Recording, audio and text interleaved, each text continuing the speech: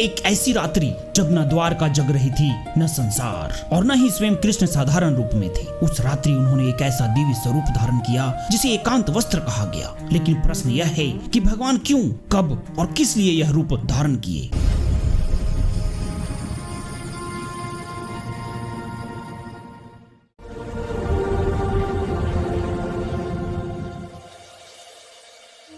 यह घटना महाभारत के युद्ध के बाद की है। युद्ध समाप्त हो चुका था, परंतु धर्म का संतुलन अब भी डगमगा रहा था। राजनीति, षड्यंत्र, द्वारका की सुरक्षा, 7 दीपों का भार और उधर यदुवंश की भविष्य की चिंता सभी कृष्ण के कंधों पर एक साथ थी। कृष्ण जानते थे कि समय का चक्र अब एक नए दौर में प्रवेश कर रहा है। कृष्ण जो सदैव हंसमुख और सहज दिखते थे, उस रात्रि अत्यंत मौन थे, क्योंकि संसार से हटकर उन्हें ब्रह्मांड से बात करनी थी, क्योंकि उन्होंने कई वर्षों से अपने ब्रह्म स्वरूप में प्रवेश नहीं किया था। और उसी रात उन्हें एक महत्वपूर्ण निर्णय भी लेना था कि आने वाला युगों का मार्ग क्या होगा। यह वही समय था जब यदुवंश का अंत निकट था।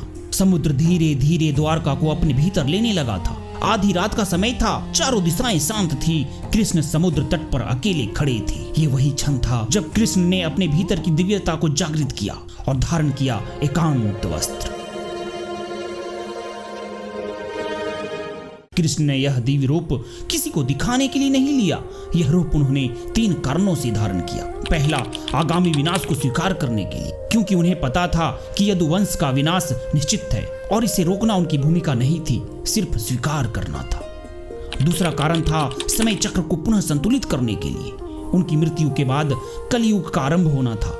इस परिवर्तन के लिए ब्रह्म ऊर्जा को सक्रिय करना आवश्यक था।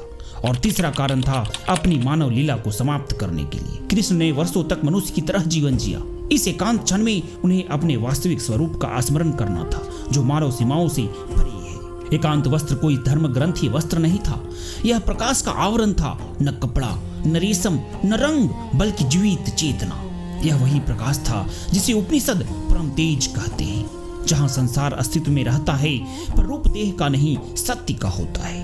इस रूप का कोई मानव साक्षी नहीं बन पाया, परंतु समुद्र जो कृष्ण के शैशव से उनके साथ था, वह साक्षी था।